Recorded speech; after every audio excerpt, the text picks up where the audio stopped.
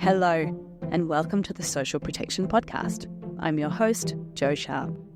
We know that social protection can play a role in contributing to most, if not all, of the Sustainable Development Goals. On this show, we've talked about social protection to reduce poverty and hunger, help people access health and education, and even protect life under the sea and combat climate change. So, if investment in social protection could help to accelerate progress towards the SDGs, how can we encourage more of it? In this episode, we're talking about the role of research, evaluation and advocacy in driving change for policies and programs towards the achievement of the SDGs. My guests for today's episode are Tayllor Spadafora, Social Policy Specialist, UNICEF Eastern and Southern Africa Regional Office, and Michala Assankpon, Regional Evaluation Officer at the WFP Regional Bureau for Latin America and the Caribbean. Welcome, Tayllor and Michala, to the show. Thank you, Jo. Nice to meet you. Thank you for the invitation. Tayllor, the first question was for you. We ran an episode a couple of years ago where we talked about social protection as an SDG accelerator, and that was because social protection programs are relevant to so many of the SDGs. Of course, the goals themselves are interconnected. How do you think about the contribution of social protection across that whole spectrum of those goals? Thank you so much for the question, Joanne. Indeed, as a proselytizer of social protection and myriad of impact that it can have in the well-being and future of individuals that are reached by it, I indeed see the role of social protection across almost every single SDG, to be honest. And mostly I base this around the idea of multidimensional poverty. So from UNICEF's perspective, we look at both monetary poverty as well as deprivational or multidimensional poverty. And that essentially has to deal with access to these basic services, these basic key pillars or building blocks of life, such as health, such as education, clean water, nutrition, and the like, but also building on to areas of climate adaptation and building out resilience for climate, engagement in your community and participation in your government, gender equality and gender participation. So there's a lot of opportunities presented with social protection, and that's just for social protection writ large. But then when you start adding that and linking it with other services, I really see a very dynamic interaction between what social protection can do and the outcomes that we're trying to achieve with the SDGs. So let's then dive into a couple of the SDGs in particular. Michala, SDG 2, which is ending hunger, is of course a big focus for WFP where you work. I'm interested broadly based on your understanding of global or regional evidence and your experience. How does WFP see social protection as contributing to that goal in particular? Thank you, John, for the question. So evidence shows that social protection has benefits for food security and nutrition. In addition, social protection programs do not need to be specifically focused on food security and nutrition to contribute to these outcomes. Therefore, any way WFP is able to assist in strengthening national social protection systems is appropriate to our dual mandate of changing and saving lives.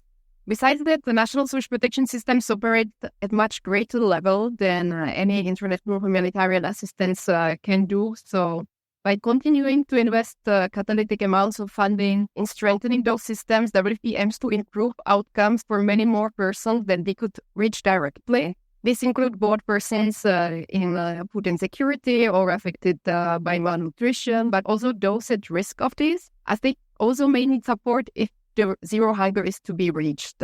So now let me give you some specific examples of concrete approaches adopted by WFP. So on one hand, as I said, social protection can help to meet food security and nutrition needs. So firstly, of course, WFP supports food security specific or nutrition specific programs. And this is, for instance, support to school meals or institutionalizing clean season support in many countries. Secondly, we also support food security sensitive or nutrition sensitive approaches. This may include identifying nutritionally vulnerable groups or calculating transfer values that promote people's ability to obtain an adequate amount of healthy food. And thirdly, also we assist programs, as Tayllor mentioned, that aim to reduce multidimensional poverty. And this particularly is relevant for us in context with high food and nutrition insecurity indicators. So, for example, this is a promotion to income generation activities or human capital development. And on the other hand, social protection can also help to manage risk and shock. So in our development activities, we build resilience by supporting social protection activities that mitigate risk. But also, when a shock hits, social protection can be a central response mechanism. Tayllor, as we've just said, we can map social protection against most, if not all, of the SDGs, but can I ask you to choose one or two where you see social protection as making a really strong contribution, and I guess particularly what evidence we have of that contribution? Absolutely. I'm going to cheat and do 2.5. So, of course, I'm just key to note that SDG 1 is mentioning poverty and eliminating poverty in, quote, all its forms. So again, this goes back to my initial point about multidimensional poverty and seeing social protection as a single tool that can actually help to address multidimensional poverty in all of its forms. But more specifically, I would like to dig into SDG 5. We have increasing evidence that's growing around the impact of social protection on gender equality.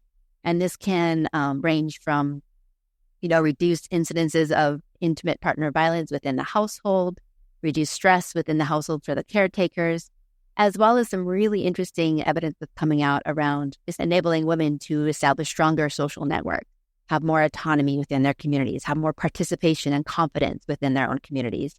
And this is, again, also reducing the stress on the female caretakers within the household. So, this is a really, really exciting point where very few of these programs were set out to have this kind of impact, to have this objective, but we're finding that it's happening anyway, just by nature of how social protection is administered. Additionally, UNICEF is really looking into how we can increase evidence around the impacts on girls and adolescents, particularly around Cash Plus programs and how they can help girls to access and remain in school, reduce incidence and exposure to violence and abuse, and also to help with their economic empowerment and inclusion.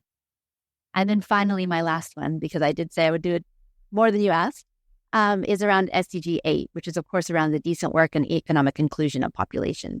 And we look at this more as like economic growth for all, right? So, social protection has been shown to open access to dignified work, to decent pay, and appropriate benefits that help enable workers to be the best they possibly can be.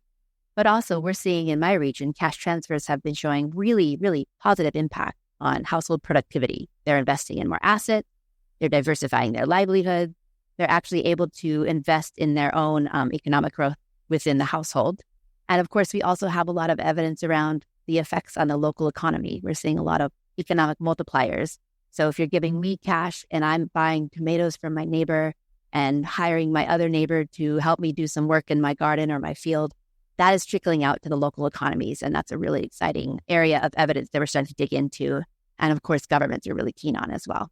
So we started by talking today about the Sustainable Development Goals, and social protection is flagged as kind of a set of investments that we could be making to accelerate progress towards their achievement in a whole range of ways. So the question for us here is, how do we use the kind of evidence that you have just outlined to build and expand social protection programs that can help us get closer to achieving the SDGs? Tayllor, can I ask you to give me one or two examples of how you've used, or maybe you're currently using, research, evaluation, or evidence to design and scale up better social protection programs? Absolutely. And I'm glad that you said design and scale up, because a lot of the evidence we use is not purely just for advocacy and lobbying to expand social protection, but it's also to see how we can support governments to deliver it more effectively, more efficiently, and better. So that also feeds into a lot of the work we do. So the example I want to give is actually a personal one, because I used to work in Malawi. And when I was there, the social cash transfer program was a very small little pilot. It was very, very tiny. It was in one district. And it was just kind of serving as a proof of concept. Can this be a tool that government would want to use? That was back in, 2008, 2009. And we did an impact evaluation of that very small pilot. It was called the Michinji pilot. And sure enough, as expected, we saw some really great impacts. And we saw that actually with one tool, government was able to address a couple of its development objectives. So with that the findings of that impact evaluation and the experience that we had been having working with government, we scaled it up to an additional 7 districts. So in total, we had 8 districts on the program. Again, this was more of a pilot, different contexts, different implementing areas. And again, government said, well, we want to see how it works. We want to have evidence on how it works in these different areas. So again, we did yet another impact evaluation where we followed both the original households from Michinji, but we also expanded to some of these new areas and answered some more specific policy questions that government had. This kind of leans into that area about the investment, right? So government was saying, great, okay, we know it's happening, having great impact on child health and they're accessing school, but what about the economy? And so that's where we brought in that tool I had mentioned before about the economic multipliers and really making a strong case so that the director from the Department of Social Protection and the minister from the Ministry of Gender could take those findings to the Treasury, the Ministry of Finance, and say, this is a great tool. We need to expand it. I'm happy to say I've left since then, but Malawi program, the Social Cash Transfer Program, has now expanded to the entire country.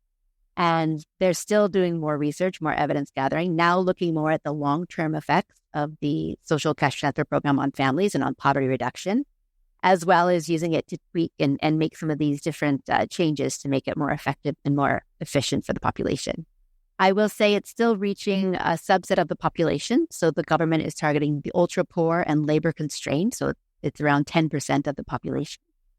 But again, that's where we're building out some more use of this evidence that's coming out is to say, great, okay, you're reaching the extreme poor, but there's also some people that are right on the brink, right? Or those that are affected really adversely by shock.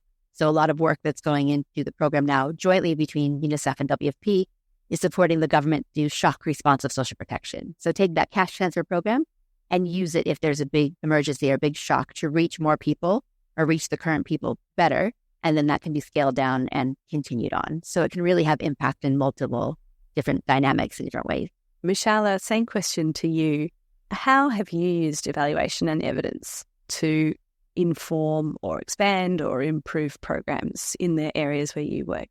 So as I mentioned last year, WFP carried out an evaluation of its contribution to increasing the shock responsiveness of social protection systems in Latin America and the Caribbean. And actually, in this evaluation, we looked at how evidence and advocacy were leveraged to promote shock responsive social protection. And this evaluation covered period between 2015 and 2022. You can imagine that in 2015, not many people know about the possibility of using social protection programs to respond to shocks. And this was neither widely used by governments in this region, neither by development partners. So the first step that we took was to start working with Oxford Policy Management to generate evidence on the status of social protection systems and to identify opportunities and gaps for making these systems more responsive to shocks. So when we carried out the evaluation, the stakeholders that we interviewed were from government, international organizations. What they said, these case studies were sort of eye-opener for them because they were the first of this kind. And all through these studies, they contributed first to generating awareness about something which was a new concept, but also increasing the demand for strengthening the responsiveness of social protection systems. That's a sort of really useful kind of meta-analysis of a range of interventions that you've made across the region. Are there any examples you could point to of in a specific country?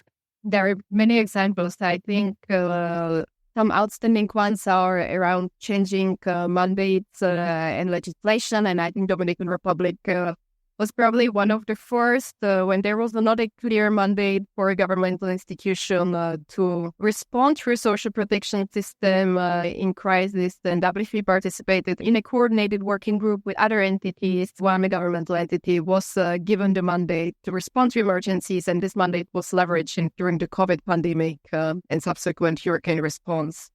Turning to you next, Tayllor, be interested to ask you about the research you were doing at the impact evaluations that you mentioned.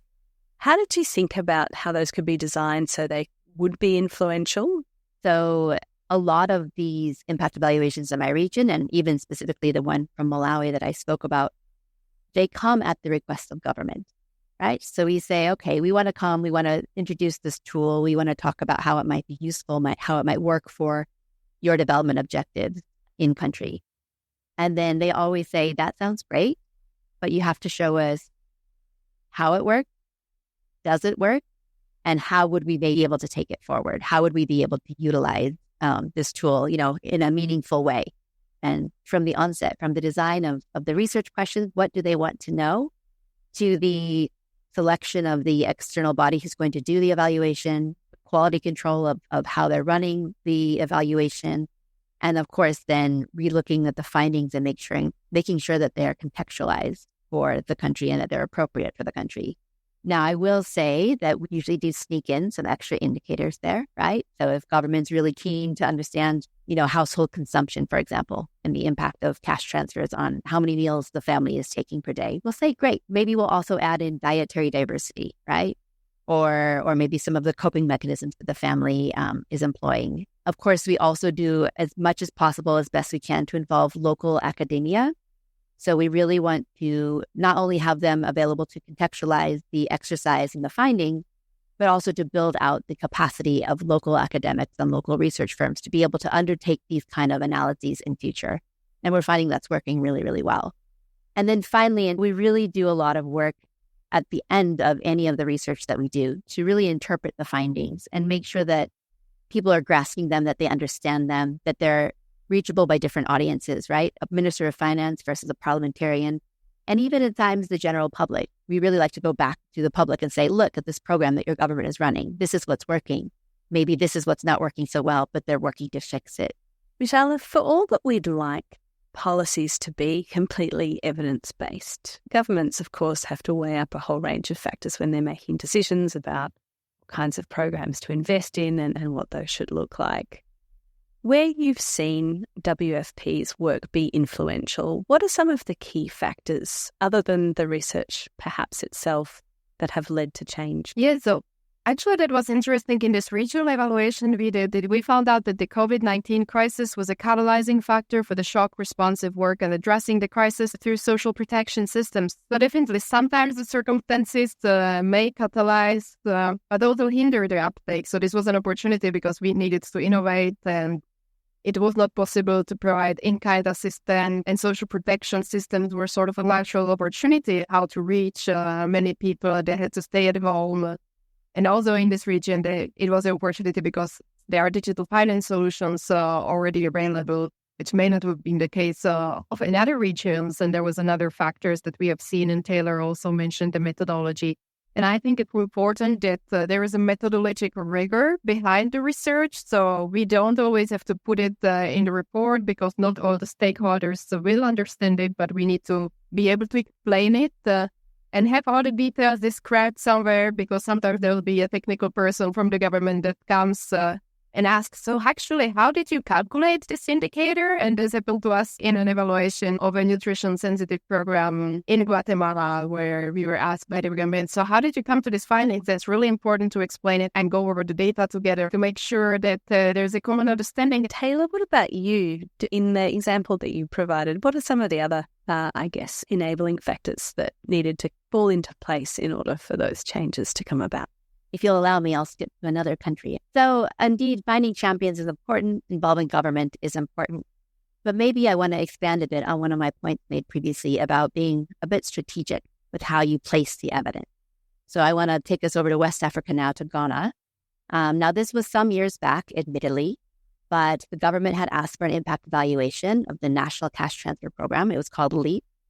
At the time, LEAP was having a bit of a difficulty with implementation, being a bit sporadic in terms of payments not being done very regularly. The benefit amount hadn't been really been looked at for a while. And so government said, we want to look at the impact of LEAP and determine if it's still feasible, if it's something we should continue to scale out. Great. So we did that, right? And we measured the impact. However, when the evidence was presented, the impact wasn't as large as we would have liked to see. It wasn't what the government was expecting to see.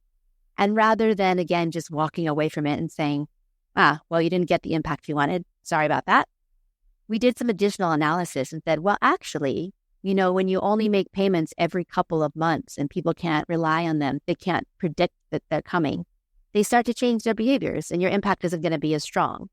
Also, you haven't revised the benefit level for a while, and it actually has devalued quite a bit in terms of purchasing power. So it was really able to contextualize for governments, Did we see impact? Yes. But could we have seen more? Absolutely. And what could we have done to be able to see more impact? And it was a really good or easy selling point to them because we were saying, look, you're already spending all this time, this effort, this energy to get the payments out. You're already investing in this program. You are paying for the actual transfers. If you were just to increase by a small amount, 10%, you would actually get so much more value for the money that you're investing in this program.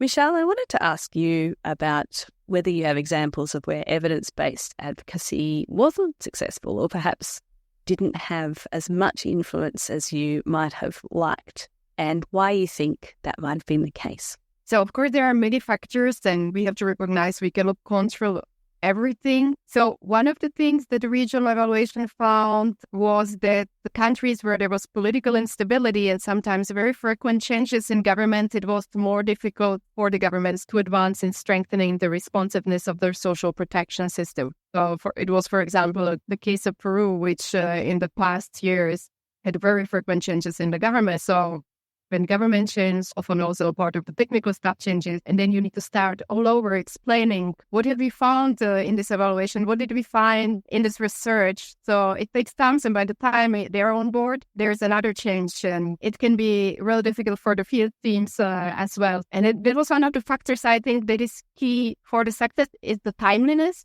We had a great example from the Dominican Republic where there was a government change and we just finished the evaluation of a joint program with the government there. And then this evaluation was able to feed into the discussion with the new technical staff about what has happened in the past and what were some of the gaps and what the improvements would be. And it was also at the time that when the cooperation agreement on a specific nutrition-sensitive program for supplementing micronutrients was ending. So this evaluation had a really high uptake because the new technical staff, they did not know so much about the program, so they found it very useful having this very comprehensive document, and which was done by an independent team telling them what has worked, what needs to be improved. And finally, it's the limited fiscal space, which I think it's a reality that we face in many countries. And unfortunately, even though there is enough evidence about the effectiveness and efficiency of certain interventions, there is not always enough funding for governments to act on it. Tayllor, did you want to add anything on that point about when it doesn't work and why? I was actually set up quite nicely there because I wanted to speak about an example from Tanzania, where we did a really interesting and robust evaluation of a Cash Plus program. So they took the Tanzania PSSN safety net program and then added on plus services for adolescents. It was called Ujana Salama.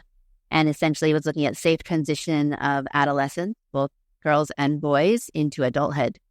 And the findings from the impact evaluation, there were multiple waves, were really, really positive and across the board, right? Reduce violence, better confidence, better outlook for the future, feeling more able to do some income generation once they finish their secondary school education. It was really, really positive. But going to that point about fiscal space, the government said, this is great, but we don't have the resources to be able to scale this out and expand it. So the affordability question is always kind of there in the background.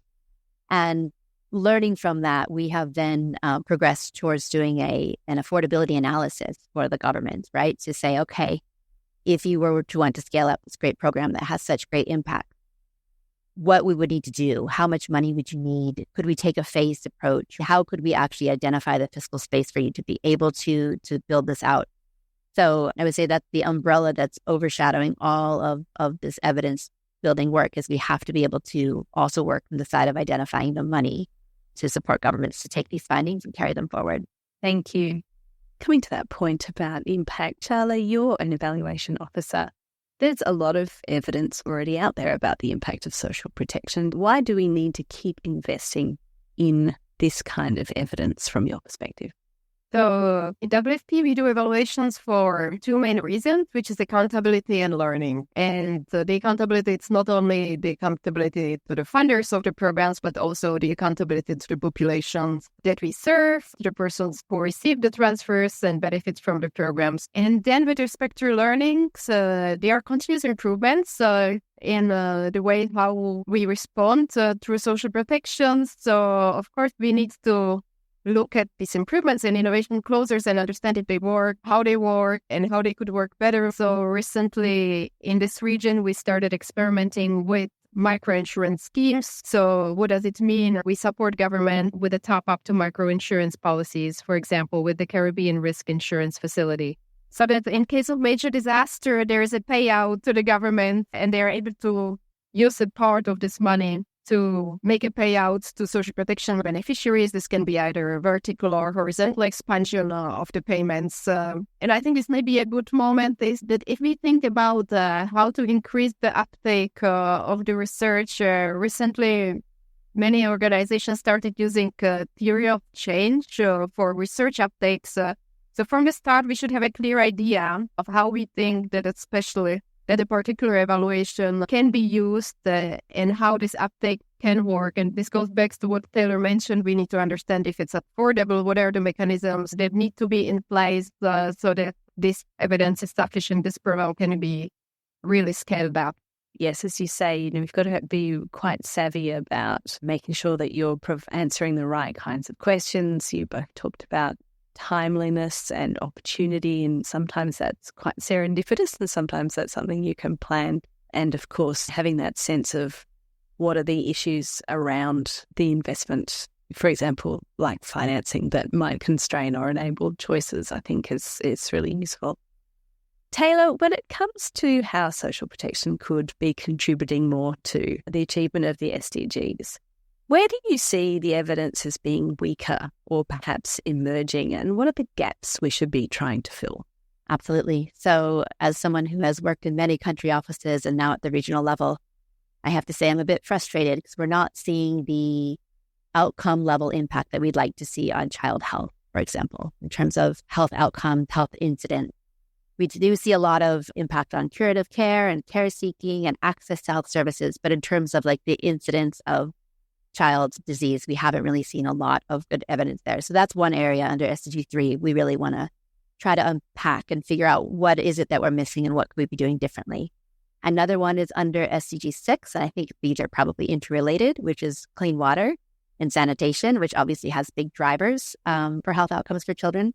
It's also a place that we just have not seen the impact we would like to see. And I think a lot of that has to do around there's got to be infrastructure in place, right? There's only so much that social protection can do. There's a limitation to cash transfers. They can't dig a borehole or make sure that there's a proper toilet at the house.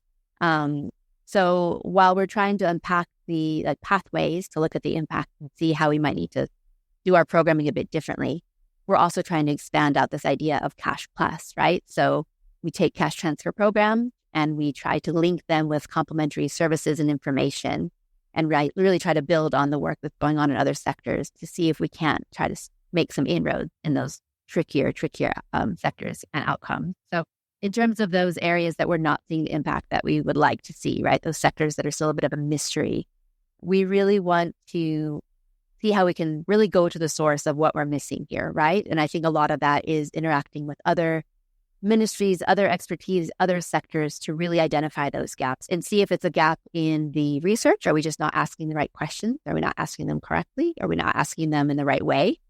Or more likely, is it about the programming, right? Is there something that we're missing in the programming that we need to be really helping the different ministries and local authorities to help us fill in those gaps? Maybe it's something very obvious, so we're just not seeing why we can't have impact on water access with cash transfers.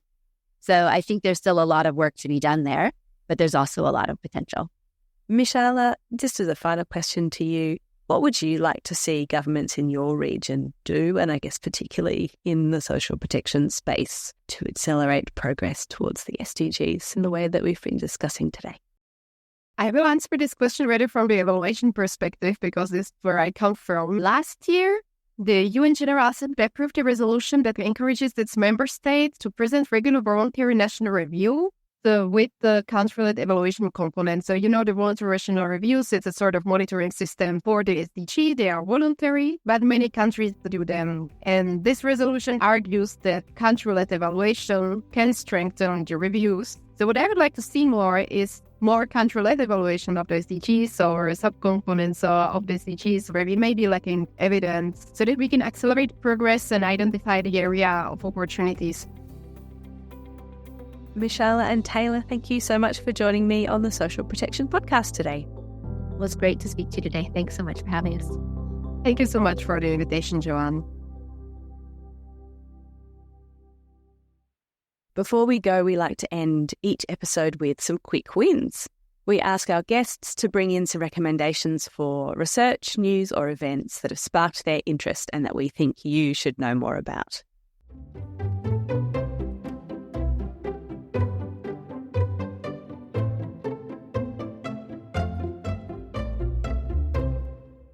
Joining us for Quick Wins today is Laurel Patterson, Director for SDG Integration at UNDP. Welcome, Laurel. Hi, thanks for having me. So you lead the SDG Push initiative. Can you tell me a little bit about what that was set up to do? This initiative was set up to do two things. The first, to leverage some of the most important aspects of the 2030 agenda. That's the fact that it's universal, and that's the fact that it's indivisible. This is an integrated agenda, the world's first citizens agenda. So we wanted to put that to work. Second of all, we wanted to look for two things with countries specific to their context, specific to their ambition. That was to build an opportunity space that was future forward. It's practical, but it's looking to what could be. And at the same time, being really, really focused on what are the real barriers that are going to prevent progress. We put that together in a playbook, share it back with partners and governments especially. Thank you. So that playbook or those playbooks that you mentioned, the website presents reports from more than 90 countries. What data are they drawing on and what do the reports cover? Right. So our perspective is to say there's a lot of great work out there. We don't need to duplicate it, but we could always make it better, we think, and we could connect it together in ways that help countries draw different insights. So the first thing that we do is we bring together development data as countries are reporting it on SDG progress. But we also know that that includes a lot of gaps. We give governments the opportunity to add more data if they want to. And we say the best of what we have, let's keep moving forward. What is a country's national priorities? That's the second big data set that comes. And with our team in BPPS, SDG integration, we built a machine read capability. So a country can send us their national priority documents, most important ones for them, and we analyze the SDG alignment. And we take both of those things, an understanding of progress and an understanding of priorities, and we chart it on an SDG map, detailed at the target level, so that people can start to look at where are the acupuncture points. Where can I make investments that this system really starts to flex? I start to see progress across several areas, or maybe I start to see trade-off that I need to pay attention to. So what we're doing again is trying to take the best of what exists, build on it, and combine it so that it can be a tool for decision-making. Yeah, it's a really interesting approach and quite a different kind of report than perhaps the ones we're used to thinking about. This attempt to understand the interlinkages between the SDGs and what the combinations of policies and investments might be to accelerate progress is really fascinating. Can you tell us about some of those key insights or those patterns or combinations that either yield results or perhaps even hold back progress? There's three that stood out in particular across all regions. Of course, everything was led by national teams, so it reflects their needs. But when we look across all regions, one of the things that comes up as a huge priority area is decent work. And so for those less familiar than with the SDG agenda, that's under Goal 8, and that's a target called 8.5, decent work and decent pay for work of equal value. But that's not new. And you could say job is not new. That's a priority no matter what. We already knew that. What's different about this was our conversations with government and using these interlinkage maps, using their own data and evidence to say, what would make this a real SDG proposition? And they said, I will know that decent work is truly moving the needle on my development agenda when I see more young people employed, when I see more female participation in the labor force. Those are targets 4.4. Those are targets 5.4, 5.5, and also 10.2. My societies are more inclusive. They're more inclusive, particularly there's more opportunity for the least vulnerable. And so what countries started to do was say, okay, so when I'm thinking about decent work and job creation, I have to keep these other variables in mind. And I have to be able to move the needle across multiple fronts, or this is business as usual. Same thing we saw around governance objectives, particularly around effective governance at all levels, absolutely around resilient infrastructure and sustainable cities. Those were some of the big ones that came. It's fascinating, isn't it? Because I think of the SDGs, I do think of those, numbers 1 through maybe 5 or 6. But what that really tells me or represents is that the way governments think is in this kind of upstream way, and that we need to be considering all of these factors as we're trying to move the needle on the SDGs, as you say. Look, it is a really rich set of data and a really interesting set of reports. I found myself digging into quite a few in countries where I've worked and countries where I live. So encourage people to go and check it out. It's a great resource to explore at sdgpush.undp.org. We'll put a link in the episode description. Thank you, Laurel, for joining us on the Social Protection podcast today. Thank you.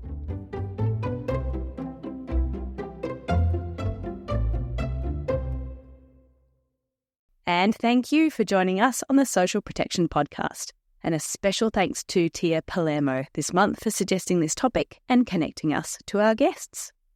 We are a production of socialprotection.org. Follow us on Twitter at @SP_gateway and find us on Facebook, YouTube and LinkedIn. Listen and subscribe on Apple Podcasts and Spotify. Back next month. See you then.